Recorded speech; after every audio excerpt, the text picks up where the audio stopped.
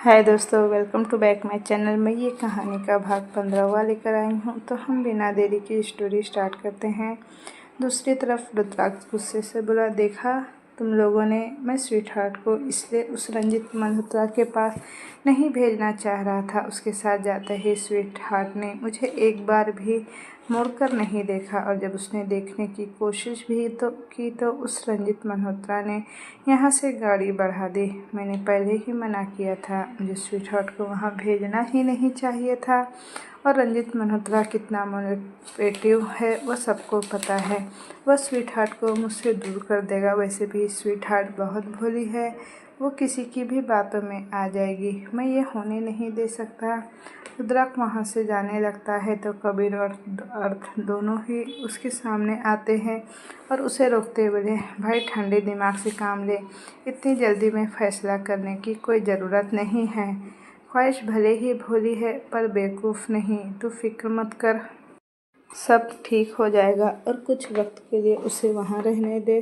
वह तुझसे दूर रहेगी, तब जाकर उसे रियलाइज़ होगा कि वह तेरे बिना नहीं रह सकती। रुद्राक्ष उन दोनों को घूरते हुए बोला, और यह सब सिर्फ और सिर्फ तुम्हारी वजह से हुआ है।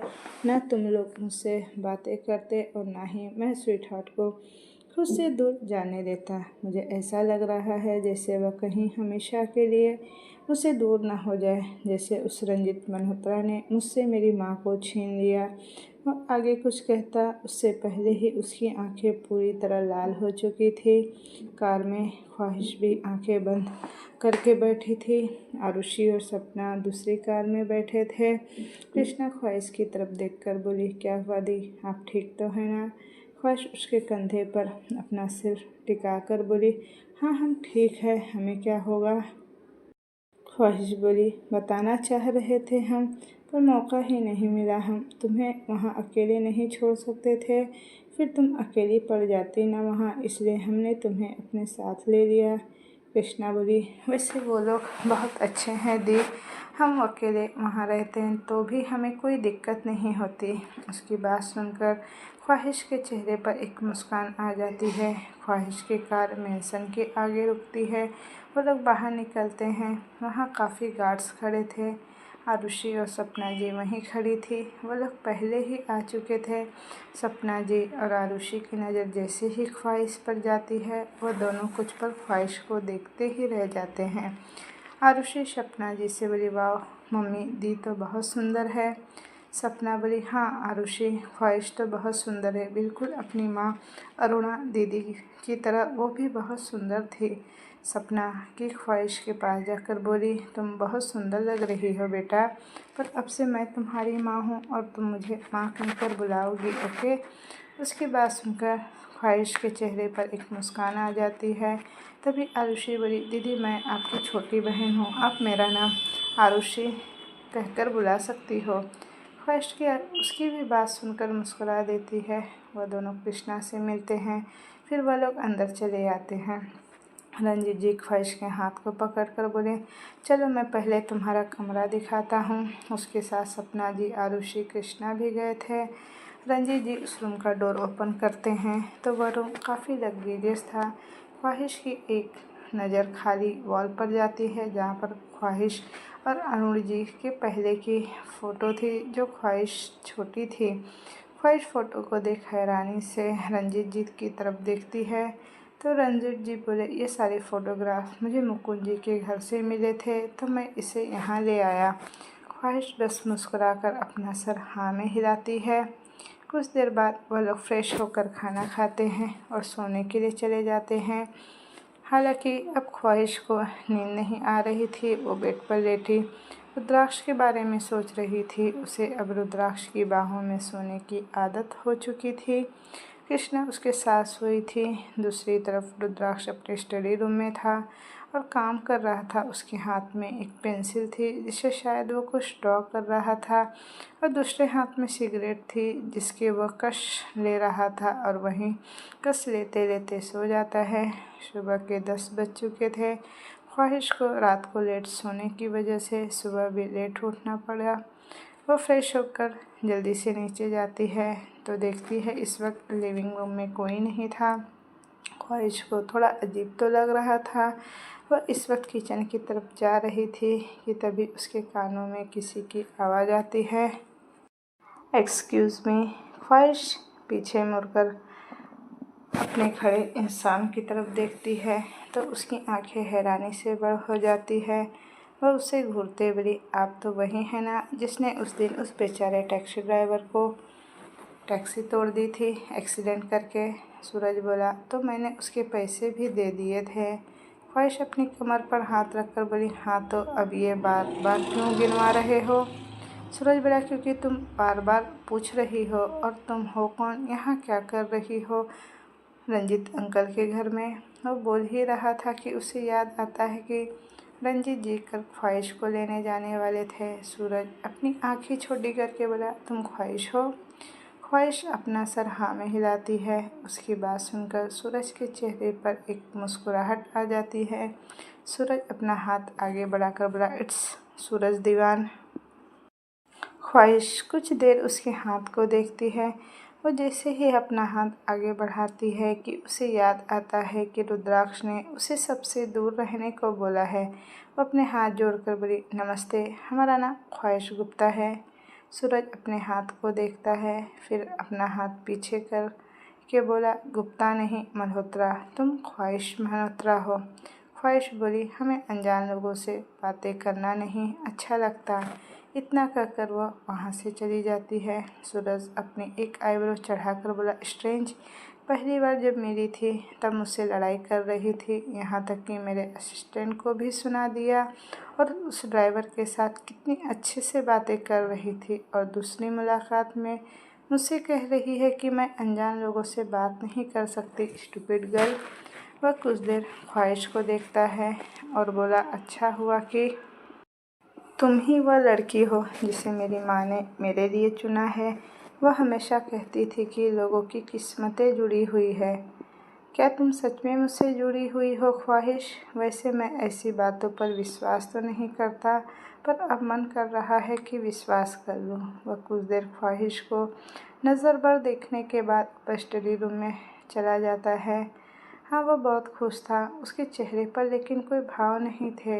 वह स्टडी रूम में सूरज अंदर जाता है जहाँ रंजीत जी कोई फाइल देख रहे थे। सूरज रंजीत जी के पास बैठते बोला, काफ़ी शातिर हैं आप। ख्वाहिश को वापस ले आए, पर वो कहाँ थी ये मुझे अभी तक पता नहीं लगने दिया। रंजीत जी बोले, सूरज, मैं चाहता हूँ कि जिस दिन आरुषि और अनय की शादी है उसी दिन तुम्हारी और ख्वाहिश की भी शादी हो जाए, क्योंकि मैं अपनी बच्चियों की ज़िंदगी को लेकर कोई रिस्क नहीं लेना चाहता। रंजीत जी बोले, जवाब दो सूरज, तुम ख्वाहिश से शादी करोगे ना? सूरज बोला, क्या आप कोई प्लान एग्जीक्यूट करने के बारे में सोच रहे हैं मामा जी, या फिर किसी को नीचा दिखाना चाह रहे हैं? यह डिसीज़न इतना जल्दी क्यों? आई गेस आपको आपकी खोई हुई बेटी वापस मिली है, तो आपको नहीं लगता कि आपको कुछ वक्त उसके साथ रहना चाहिए, ना कि इतनी जल्दी उसकी शादी कर देनी चाहिए? मैं ये नहीं कह रहा कि ख्वाहिश में कोई कमी है, पर मैं इतना ज़रूर कहना चाहता हूँ कि आप ज़रूर कोई गेम प्ले कर रहे हैं।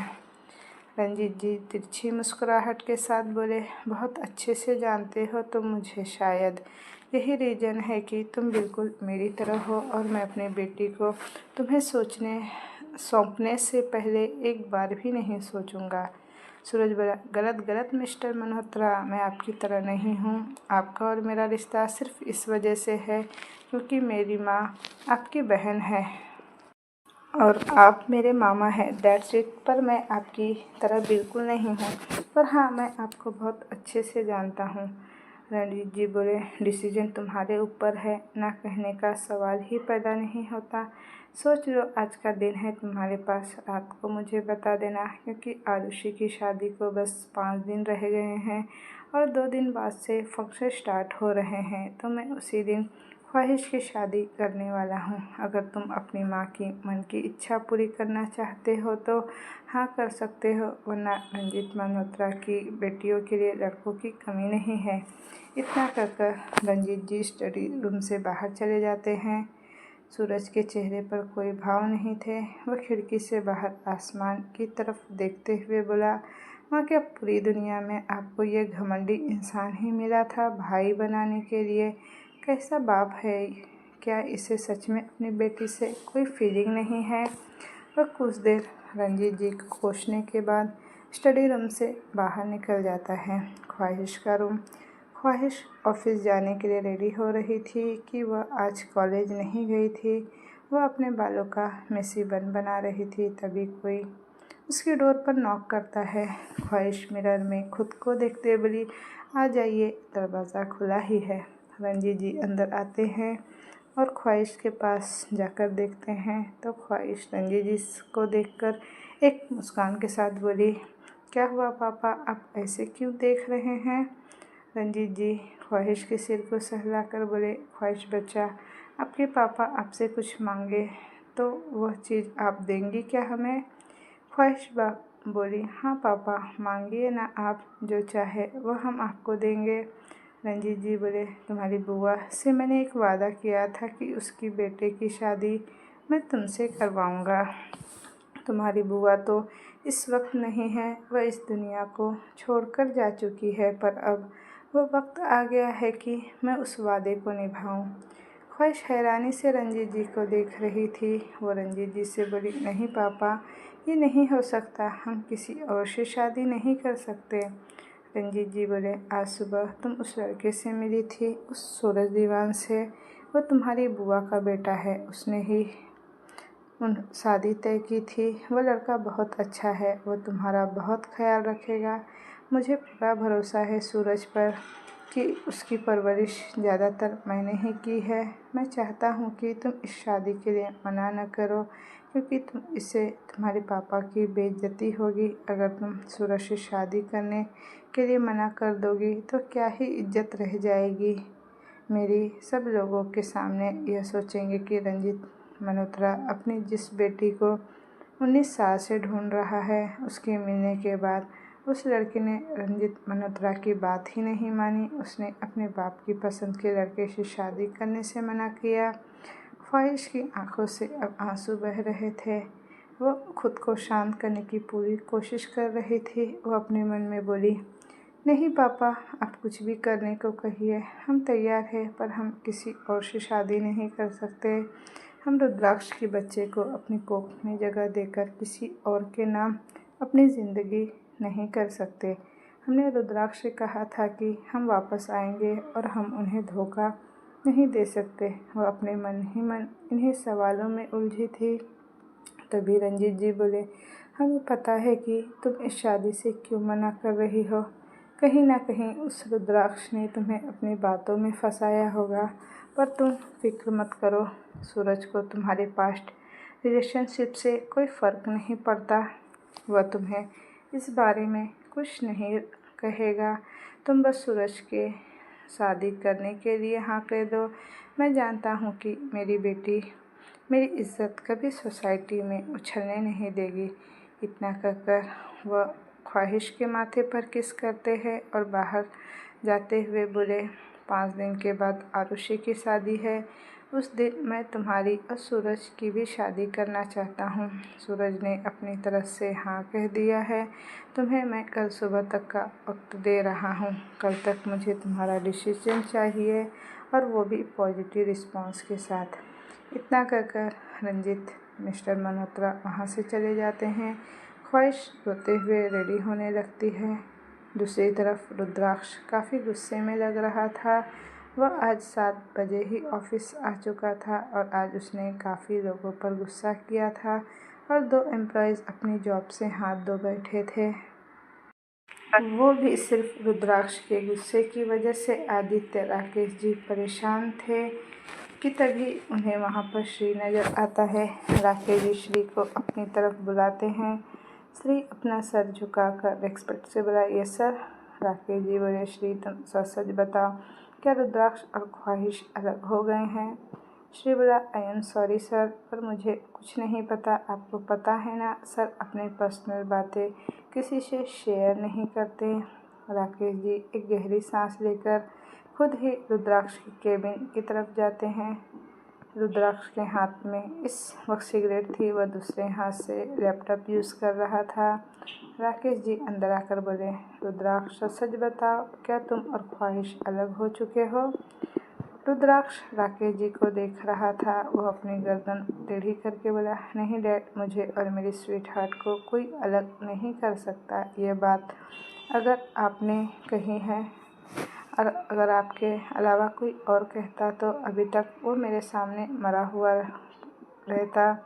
राकेश जी जैसे ही कुछ और कहने वाले थे कि रुद्राक्ष अपना हाथ दिखाकर उन्हें रोकता है और अपनी चेयर से खड़ा होकर बोला, मुझे नहीं लगता कि डैड मैं इस वक्त किसी भी आर्ग्यूमेंट के मूड में हूँ। प्लीज़ आप यहाँ से जाइए और श्री को अंदर भेज दीजिए। राकेश जी वहाँ से निकलते हैं तो कुछ ही देर में वहाँ पर श्री आता है। रुद्राक्ष बिना श्री को देखे बोला, स्वीट हार्ट कहाँ है? क्या उसे यह रिमाइंड नहीं कराया गया था कि उसे ऑफिस आना है? वो ऑफिस कैसे स्किप कर सकती है जबकि वो आज कॉलेज भी नहीं गई? मैं कम इन सर। ख्वाहिश की एक प्यारी सी आवाज़ उस लग्जरियस केबिन में गूंज गई। यह आवाज़ सुनकर रुद्राक्ष ने सुकून से अपनी आंखें बंद कर दी। श्री वहाँ से निकल गया था। रुद्राक्ष कोई जवाब नहीं देता तो ख्वाहिश खुद से अंदर आ जाती है। ख्वाहिश जिससे रुद्राक्ष बिना उसे देख बोला, रुको स्वीट हार्ट। ख्वाहिश रुद्राक्ष को फेस नहीं करना चाहती थी। वह अपनी आंखें बंद करके अपनी जगह पर खड़ी रह जाती है। रुद्राक्ष अपने कदम ख्वाहिश की तरफ बढ़ाता है। वो ख्वाहिश को पीछे से गले लगाकर बोला, मुझे ऐसा क्यों लग रहा है कि तुम पहले की तरह मुझसे डर रही हो स्वीट हार्ट? यह हेजिटेशन वापस आ गया है। मुझसे नज़रें नहीं मिला रही हो? क्यों तुम्हारे बाप ने तुम्हें एक ही दिन में मेरे खिलाफ भड़का दिया है? ख्वाहिश बोली, सर यह ऑफिस है, प्लीज़ आप ऐसे बिहेव मत कीजिए ना। रुद्राक्ष एक झटके में उसे अपनी तरफ मोड़कर बोला, रो रही थी स्वीट हार्ट? हाँ, किसमें इतनी हिम्मत आ गई है जो मेरे सिवा मेरी स्वीट हार्ट को रुलाए? ख्वाहिश अपनी नज़रें झुकाकर बोली, नहीं सर, हम नहीं रो रहे थे। रुद्राक्ष उसके चेहरे को खुद के और करीब करता है जिससे उन दोनों के होठ आपस में टच हो रहे थे। रुद्राक्ष उसकी आंखों में देखकर बोला, झूठ नहीं स्वीट हार्ट, झूठ नहीं। मैं तुम्हारी आंखों में देखकर पता लगा सकता हूँ कि तुम्हारे दिल में क्या चल रहा है। तो बताओ क्या हुआ? रुद्राक्ष ख्वाहिश से दूर होकर उसे ऊपर से नीचे तक देखते बोला, तुम ठीक तो हो ना स्वीट हार्ट? ख्वाहिश बोली, हाँ मैं ठीक हूँ। तो रुद्राक्ष बोला, तुम ठीक हो ना स्वीट हार्ट? तुम कहो तो हम अभी हॉस्पिटल जा सकते हैं अगर तुम्हारी तबीयत ठीक नहीं है तो, या फिर हम डॉक्टर को ही यहीं बुला लेते हैं। नहीं, इसकी कोई ज़रूरत नहीं है। कल से हमारा दिन ज़्यादा हेडेक होने वाला है। हम ऑफिस, कॉलेज और फिर 5 दिन बाद आरुषि की शादी है तो शायद उस चीज़ में भी बिजी हो जाए जिस वजह से हम हमारा सारा काम आज कंप्लीट करना चाहते हैं जिससे आपको अपने काम में कोई दिक्कत ना हो। हम ठीक हैं। ख्वाहिश रुद्राक्ष को आंखों में देखकर बोली। रुद्राक्ष गहरी नज़रों से ख्वाहिश के चेहरे को देख रहा था जैसे वह कुछ कहने वाला था कि तभी उसका फ़ोन बजता है। वह देखता है कि श्री का कॉल आ रहा था तो वह बोला, अपना ख्याल रखना, किसी भी चीज़ की ज़रूरत हो तो आदि है उसे बोल देना, मैं तुमसे बाद में मिलता हूँ, मुझे एक इम्पोर्टेंट काम है। ख्वाहिश बस अपना सर हाँ में हिलाती है। रुद्राक्ष केबिन से बाहर जाता है। ख्वाहिश अपने दिल पर हाथ रख बोली, हे माता रानी, हम क्या करें? हम रुद्राक्ष से झूठ भी नहीं बोल सकते, पर यह बात उन्हें पता चल ही जाएगी। उन्हें किसी और से पता चल जाएगा तो बहुत गुस्सा करेंगे और हमारी हिम्मत भी नहीं हो रही है उन्हें कुछ भी बताने की। हमें पता है वो बहुत ज़्यादा गुस्सा करेंगे। ऑक्शन हॉल में यहाँ किसी ज़मीन का ऑक्शन होने वाला था जिसके लिए बड़े बड़े बिजनेसमैन और लैंड लीडर्स आए हुए थे। रुद्राक्ष भी यहीं आने वाला था। ज़्यादातर सभी लोग आ चुके थे, रुद्राक्ष भी नहीं आया था कि तभी उस हॉल के आगे 4-5 गाड़ियाँ एक साथ रुकती है। उस 4 गाड़ी के बीच वाली गाड़ी में से पहले श्री बाहर आता है और रुद्राक्ष की साइड को डोर ओपन करता है तो रुद्राक्ष अपने फुल एटीट्यूड के साथ कार से निकलता है। सभी गार्ड्स रुद्राक्ष को घेर रखे थे। रुद्राक्ष जैसे अंदर आता है हॉल में बातें होने लगती है। और रुद्राक्ष सबको इग्नोर करके सीधा अर्थ और कबीर के बाजू में फर्स्ट रो सीट में बैठ जाता है। वह दोनों रुद्राक्ष की तरफ देख कर स्माइल करते हैं, पर रुद्राक्ष उन दोनों को एक नज़र देखता भी नहीं और वो आगे की तरफ देखने लगता है। अर्थ रुद्राक्ष के सामने अपना हाथ हिलाकर बोला, भाई कैसा है, तुझसे बातें कर रहे हैं हम। कबीर रुद्राक्ष बोला, अगर तू नाराज़ हो रहा है बीवियों की तरह तो मैं तुझे बता दूं कि तुझ पर यह रोल बिल्कुल सूट नहीं करता, यह तू किसी और के लिए रहने दे। रुद्राक्ष बस अपनी जलती नज़रों से उन दोनों को घूरता है तो वह दोनों चुपचाप अपनी चेयर से चिपक कर बैठ जाते हैं। कुछ ही देर में वहाँ पर ऑक्शन शुरू हो जाता है। सब लोग अपनी बोली लगा रहे थे। उस ज़मीन की कीमत 200 करोड़ पर आके रुकी थी। रुद्राक्ष एक तिरछी मुस्कान के साथ बोला, 201 करोड़। तभी कोई इंसान हॉल के अंदर आते हुए बोला, 210 करोड़। सब लोग अपनी नज़र घुमाकर देखते हैं तो अर्थ और कबीर दोनों ही रुद्राक्ष से बोले, ये सूरज दीवान भी आया है। रुद्राक्ष बोला, हाँ तो मैं क्या करूँ, और सबको पता है कि इस लैंड में कितना फ़ायदा होने वाला है, और जहाँ फ़ायदा होता है वहाँ सूरज दीवान तो क्या हर बिजनेसमैन वही देखा जा सकता है। रुद्राक्ष बोला, 250 करोड़। रुद्राक्ष की इस बोली के साथ पूरे हॉल में सन्नाटा छा गया था। सूरज एक नज़र रुद्राक्ष की तरफ देख बोला, यह ज़मीन तो मैं तुम्हें किसी भी कीमत पर नहीं ले जाने दूंगा। रुद्राक्ष सिंह शेखावत। सूरज बिना किसी भाव के बोला, 300 करोड़। रुद्राक्ष भी बिना किसी भाव के उस ज़मीन की तरफ देखता है जो बोली लगा रहा था। तभी वहाँ पर 300 करोड़, 1 2 3, यह ज़मीन सूरज दीवान की होती है। उसके कहने के साथ ही पूरे हॉल में तालियों की आवाज़ गूंजने लगती है। और रुद्राक्ष बोला, मुझे ऐसा क्यों लग रहा है कि ये सिर्फ तुझसे कंपटीशन करने आया है। रुद्राक्ष बोला, नहीं, रुद्राक्ष सिंह शेखावत का कॉम्पिटिटर सिर्फ रुद्राक्ष सिंह शेखावत से है, ना कि किसी और से। और मैं सूरज दीवान को अपना कॉम्पिटिटर नहीं मानता। अगर उसे मुझसे कोई दिक्कत है तो मुझे नहीं पता, उसने अभी तक ऐसा कुछ नहीं किया। पर हाँ, अगर उसने कभी मेरे रास्ते में आने की कोशिश की तो मैं उसे भी नहीं छोड़ूंगा। ये बोल रुद्राक्ष वहाँ से बाहर की तरफ जाने लगता है कि तभी उसके कानों में एक आवाज़ पड़ती है, क्या हुआ। रुद्राक्ष सिंह शेखावत एक लैंड नहीं खरीद पाया, और वह भी सिर्फ 300 करोड़ की। यह तो बहुत शर्मिंदगी की बात है तुम्हारे लिए। रुद्राक्ष बोला, मुझे नहीं लगता कि इस ज़मीन में 300 करोड़ इन्वेस्ट करके मेरा कोई फ़ायदा होने वाला था, इसलिए मैंने आगे बोली रोक दी। वरना 300 करोड़ क्या, मैं 3000 करोड़ सही जगह पर लगाने से पहले एक बार भी ना सोचूं, पर उस चीज़ में मेरा कोई फ़ायदा नहीं होना चाहिए। तुम्हारी तरह मैं बेवकूफ़ नहीं हूँ जो किसी की दिखाने के चक्कर में खुद का ही नुकसान करवा लूँ। सूरज बोला, तो क्या ये तुम्हारा फ़ायदा लोगों की मजबूरी का फ़ायदा उठाना है, उन्हें टॉर्चर करना है, या फिर द ग्रेट रुद्राक्ष सिंह शेखावत होने का दावा करना। रुद्राक्ष बोला, मुझे नहीं पता कि तुम्हें मुझसे क्या दिक्कत है, और मैं जानना भी नहीं चाहता, सो गेट लॉस। रात का वक्त ख्वाहिश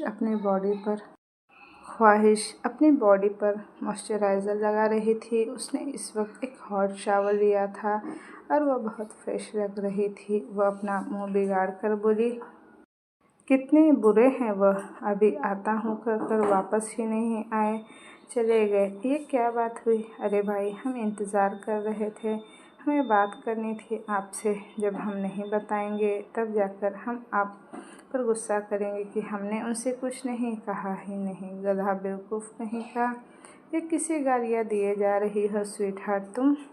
एक गहरी आवाज़ ख्वाहिश के कानों में पड़ती है। ख्वाहिश डर कर अपने पूरे रूम को देखते बोली, हे माता रानी, हमें अब इस इंसान की आवाज़ें यहाँ क्यों सुनाई दे रही हैं। कहीं पापा को पता चल गया तो फिर से उन दोनों के बीच तीसरा विश्व युद्ध ही छिड़ जाएगा। तुम्हारे खुद से बात करने की आदत कभी नहीं जाएगी ना स्वीट हार्ट। ख्वाहिश बालकनी की तरफ देखती है जहाँ पर रुद्राक्ष अपनी जेब में हाथ डाले खड़ा था। उसे देखकर ख्वाहिश जल्दी से अपने रूम का डोर अंदर से लॉक कर के बोली, आप यहाँ क्या कर रहे हैं? अगर पापा को पता चल गया तो दिक्कत हो जाएगी, जाइए अभी यहाँ से प्लीज़। ये बोलकर वो रुद्राक्ष ने हाथ को पकड़ उसे वापस बालकनी से नीचे धक्का दे रही थी। रुद्राक्ष उसके हाथ को पकड़कर बोला, पागल हो गई हो क्या स्वीटहार्ट? क्या ऐसे धक्का देकर जान से मार देना चाहती हो? 3 माला चढ़कर ऊपर आया हूँ, वो भी पाइप से। तुम्हें क्या लगता है ये सब इतना आसान है? मैं यहाँ सिर्फ तुमसे मिलने आया हूँ और तुम हो कि तुम्हारे ड्रामे ही ख़त्म नहीं होते। इतना कहकर वो वापस से रूम के अंदर आता है।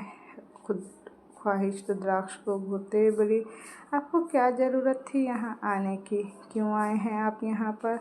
रुद्राक्ष उसकी बात का कोई जवाब नहीं देता। वो ऐसे प्रिंटेड कर रहा था जैसे उसे ख्वाहिश की बात बुरी लगी हो। ख्वाहिश रुद्राक्ष के चेहरे को देखकर बोली, क्या हुआ, नाराज़ हो गए हैं क्या आप हमसे? रुद्राक्ष नाराज़गी से बोला, अब जब कोई इंसान तुमसे मिलने के लिए इतने एफर्ट्स लगा रहा है, इतनी मुश्किल से ये पाइप चढ़कर तुमसे मिलने आ रहा है और तुम हो कि उसे कह रही हो कि क्यों आए हो, चले जाओ यहाँ से, तो बुरा तो लगेगा ही ना स्वीटहार्ट।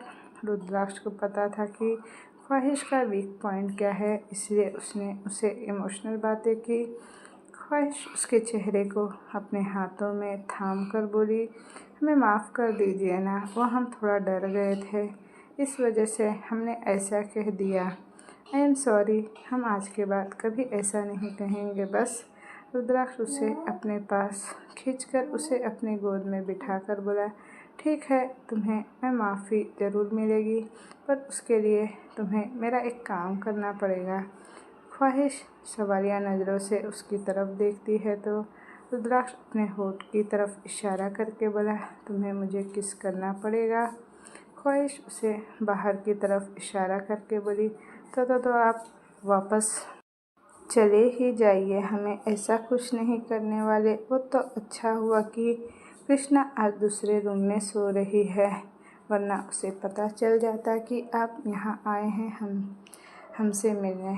वो बोल ही रही थी पर उसके आगे के शब्द उसके मुंह में ही घुट कर रह जाते हैं, क्योंकि रुद्राक्ष ने उसके होठों को अपने होठ के गिरफ्त में लेकर किस करने लगा था। ख्वाहिश की आंखें पहले तो हैरानी से बड़ी हो गई थी, पर धीरे धीरे वह भी रुद्राक्ष का साथ देने लगती है। रुद्राक्ष ख्वाहिश को बेड पर लेटाता है और खुद उसके ऊपर आ जाता है। वह धीरे धीरे ख्वाहिश के कपड़े रिमूव करता है। रुद्राक्ष ख्वाहिश के गले से होते हुए उसके पेट तक का सफ़र तय करता है और ख्वाहिश के पूरे शरीर पर अपनी छाप छोड़ने के बाद ख्वाहिश के होठों पर किस करते हुए आगे बढ़ जाता है। ख्वाहिश भी रुद्राक्ष का साथ दे रही थी, जिस वजह से रुद्राक्ष और एक्साइटेड हो रहा था। आज काफ़ी दिनों के बाद रुद्राक्ष ख्वाहिश को प्यार कर रहा था, जिससे उसके चेहरे पर सुकून के भाव आ रहे थे। वह ऐसे ही आधी रात तक ख्वाहिश को प्यार करने के बाद उसे अपनी बाहों में लेकर सो जाता है। अगली सुबह ख्वाहिश के रूम का डोर कोई कब से नॉक कर रहा था, पर ख्वाहिश रात को लेट सोने की वजह से अभी तक उठ नहीं पा रही थी। बाहर से रंजीत जी की आवाज़ आती है, इसे सुनकर ख्वाहिश के डर से आंखें बड़ी हो जाती है। वह अपने बाजू में देखती है जहाँ पर रुद्राक्ष लेटा हुआ था, पर इस वक्त वहाँ कोई नहीं था। ख्वाहिश पूरे रूम में अपनी नज़र दौड़ाती है, पर रुद्राक्ष कहीं नहीं दिखता। बालकनी की तरफ देखती है, इसका डोर हल्का सा खुला था। ख्वाहिश खुद को देखती है, उसने कल रात का नाइट ड्रेस ठीक से पहना था। रंजीत जी फिर से बोले, ख्वाहिश बेटा क्या हुआ, तुम ठीक तो हो ना बेटा? बस 2 मिनट पापा, हम आ रहे हैं। ख्वाहिश जल्दी से डोर खोलकर रंजीत जी को देखती है। रंजीत जी ख्वाहिश को देखकर बोले, तुम ठीक तो हो ना बेटा? तुम्हें थोड़ा लेट हो गया, इसलिए मैं खुद तुम्हें उठाने आ गया। अब तुम उठ गई हो तो अच्छी बात है। चलो जल्दी से रेडी होकर नीचे आ जाओ नाश्ते पर। आज तुम्हें कॉलेज जाने में भी थोड़ा लेट हो गया है, ड्राइवर तुम्हें छोड़ देगा। ख्वाहिश बस अपना सर हाँ में हिलाती है कि तभी ख्वाहिश को ऐसा लगता है जैसे कोई उसके पैर के ऊपर चढ़ रहा है। ख्वाहिश अपने पैर की तरफ देखती है तो या किसी लंबा चौड़ा पैर था। यह देखकर ख्वाहिश की आंखें डर और हैरानी से बड़ी हो जाती है। वो अपना सर हल्का सा साइड करके डोर के पीछे देखती है जहाँ पर रुद्राक्ष खड़ा था। उसे देखकर लग रहा था जैसे वो अभी वॉशरूम से ही आया हो। उसने इस वक्त एक पैंट पहनी हुई थी और उसके शरीर पर पानी की बूंदें किसी मोतियों की तरह चमक रही थी।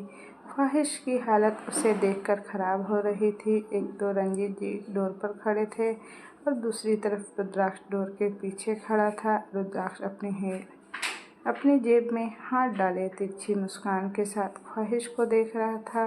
वो अपना पैर ख्वाहिश के पैर से सहलाते हुए ऊपर की तरफ ले जाने लगता है। ख्वाहिश की सांसें गहरी हो रही थी। वह जल्दी से रुद्राक्ष पर जोर से लात मारती है जिससे उसका पैर डोर से लगता है। रंजीत जी परेशानी से बोले, क्या हुआ ख्वाहिश, तुम ठीक तो हो ना? और वहीं रुद्राक्ष ख्वाहिश के पैर को देखता है जो लाल हो गया था। उसके बाद वो ख्वाहिश को घूरने लगता है। ख्वाहिश डोर को थोड़ा बंद करते बोली, बाबा हम ठीक है, बस हमें वॉशरूम जाना है, आप चलिए हम थोड़ी देर में आते हैं। रंजीत जी आगे कुछ नहीं कहते, बस नीचे की ओर चले जाते हैं। ख्वाहिश जल्दी से दरवाज़ा बंद करके रुद्राक्ष को मारते हुए बोली, आप अभी तक नहीं गए, हमें लगा आप चले गए हो। और आपकी हिम्मत कैसे हुई हमें इस तरह से डराने की? अगर पापा को पता चल जाता कि आप यहाँ हैं तो क्या होता पता है आपको? ख्वाहिश रुद्राक्ष को डांटते हुए उसे मारे जा रही थी और रुद्राक्ष को इन सब बातों से कोई फ़र्क नहीं पड़ रहा था। वो वैसे ही बिना हिले वहीं खड़ा था। रुद्राक्ष की नज़र ख्वाहिश के पैर पे थी। वो ख्वाहिश के हाथ को पकड़कर एक झटके से उसे अपनी गोद में उठाता है और उसे बिस्तर पर बैठाकर उसके पैर को पकड़ता है। ख्वाहिश की एक दर्द से आह निकल जाती है। रुद्राक्ष ख्वाहिश को घूरते हुए बोला, करने देती ना मुझे, जो मैं कर रहा था कि करने की क्या ज़रूरत थी, चोट लग गई ना अब तुम्हें? ख्वाहिश उसके बालों को खींचते हुए बोली, क्या आपका दिमाग ख़राब है? आप क्या कर रहे थे आपको पता भी है? अगर पापा ने देख लिया होता तो? बदतमीज, आपका पैर हमारे घुटने से ऊपर जा रहा था। आप कह रहे हैं कि करने देती आपको जो करना था। रुद्राक्ष उसके पैर पर पेन रिलीफ स्प्रे करते हुए बोला, हाँ तो क्या हुआ, वैसे भी तुम्हें कहाँ कुछ फील होता है मेरे छूने से? छूने देती ना मुझे? अरे होता है, बहुत फील होता है।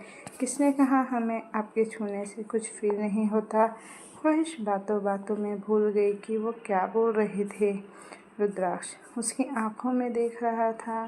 ख्वाहिश को जब रियलाइज़ होता है कि उसने क्या बोल दिया, वह जल्दी से अपनी नज़रें झुकाती है और बेड से खड़ी होकर रुद्राक्ष को उसका शर्ट देते हुए बिना रुद्राक्ष को देख पड़ी, अब आप जाइए यहाँ से, वैसे भी बहुत तमाशा कर चुके हैं आप सुबह से।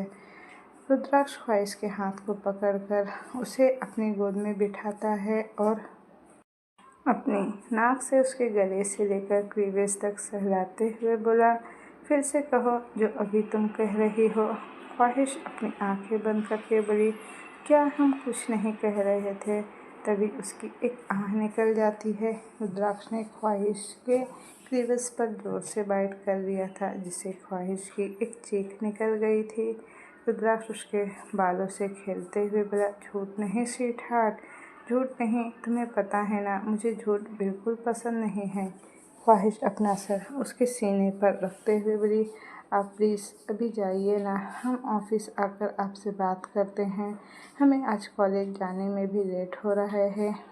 रुद्राक्ष ख्वाहिश के बाद तो उसके कान के पीछे करते हुए बोला, ठीक है तुम जल्दी से फ्रेश हो जाओ, मैं बाहर तुम्हारा वेट कर रहा हूँ, मैं तुम्हें ड्रॉप कर दूँगा, तुम्हें अपने बाप के ड्राइवर के साथ जाने की कोई ज़रूरत नहीं है।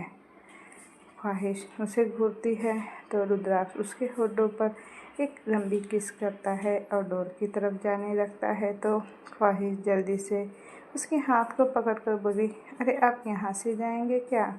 रुद्राक्ष अपनी एक आईब्रो चढ़ाकर बोला, तो तुम क्या चाहती हो कि मैं इस 3 महले की बिल्डिंग से कूदकर अपनी जान दे दूँ या अपनी हड्डियाँ तोड़वा लूँ? उसकी बात सुनकर ख्वाहिश गहरी सोच में पड़ती जाती है। फिर वह बोली, बात तो सही है, आप यहाँ से गिरोगे तो मरोगे तो नहीं, पर कुछ हड्डियाँ जरूर टूट जाएंगी आपकी।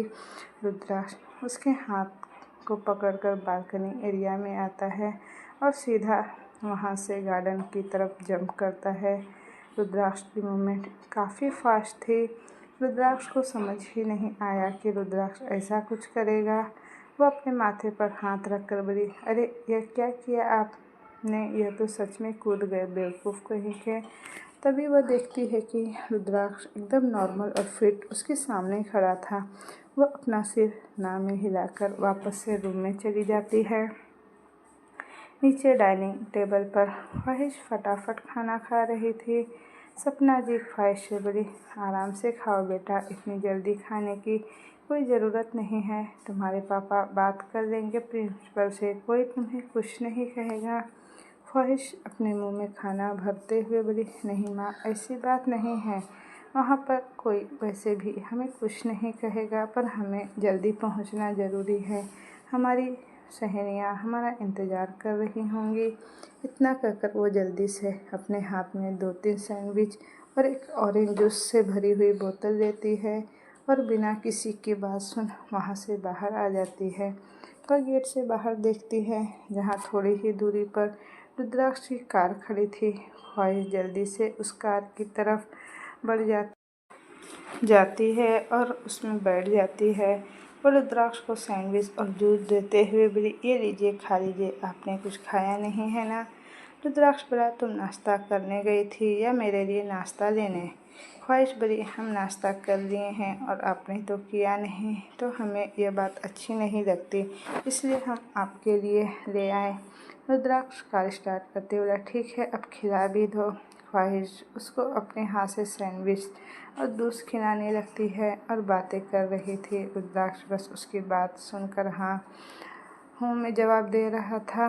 वह लोग वहाँ से निकल गए थे। रुद्राक्ष ने ख्वाहिश को उसकी कॉलेज ड्रॉप किया और फिर खुद अपने ऑफिस चला गया। दूसरी तरफ कबीर, जो हॉस्पिटल में राउंड लगाने गया था, वह अपने केबिन में वापस आता है तो देखता है कि एक लड़की वहाँ बैठी थी जिसकी पीठ कबीर की तरफ थी। कबीर को लगा कि कोई पेशेंट होगा, इसलिए कबीर बोला, यस मिस। वह लड़की जब उसकी शक्ल देखती है तो बोली, तुम यहाँ क्या कर रही हो नीति? क्या दादू की कोई रिपोर्ट्स या दवाई लेने आई हो? पर उन्होंने तो इस वक्त कोई रिपोर्ट या कुछ करवाया नहीं था। निधि बोली, चुप हो जा, तुम्हारी बकवास सुनने नहीं आई हूँ मैं यहाँ पर। मैं यहाँ यह जानने आई हूँ कि तुमने मेरी दोस्त के साथ क्या किया था उसकी सगाई वाले दिन। उसके साथ वो एक्सीडेंट जो हुआ वह ज़रूर तुम्हारी और उस हमारे सो कॉल्ड दोस्त अर्थ की वजह से हुआ है, क्योंकि किसी ने तुम्हें भले ही ना देखा हो, पर मैंने देखा था तुम्हें घर से बाहर जाते हुए। तुम्हारा दोस्त आरुषि को अकेले क्यों नहीं छोड़ देता? क्यों वह उसे उसकी ज़िंदगी में खुश नहीं रहने दे रहा है? नीति अपने कदम कबीर की तरफ बढ़ाते हुए बोल रही थी। कबीर पूरी तरह से दीवार से चिपक चुका था और नीति उसके बेहद करीब थी। कबीर एक झटके से नीति के हाथ को पकड़कर उसे वॉल से चिपका देता है और खुद उसके बेहद करीब आ जाता है। नीति की आंखें हैरानी से बड़ी हो जाती है, क्योंकि कबीर ने अपना राइट लेग नीति के दोनों पैरों के बीच रख दिया था। नीति अपनी नज़रें झुकाकर बोली, what are you doing, stay away. Kabir Niti के गले को सहलाते हुए बोला, क्या हुआ नीति शर्मा, अब तुम्हें मुझसे नहीं लड़ना? बहुत शौक है ना तुम्हें हाथ उठाने का? बचपन से यही करती आई हो ना तुमने मुझे समझ के क्या रखा है? जब देखो तब थप्पड़ मार देती हो, लड़ने लगती हो। मैंने ऐसा भी क्या कर दिया जिसकी खुन्नस तुम हमेशा मेरे ऊपर निकालती रहती हो? यकीन यही ना कि मैंने तुम्हारी जगह उस सनाया को चुना था। नीति कबीर को घूरते बोली, कबीर, मैं उस बारे में बात नहीं करना चाहती हूँ।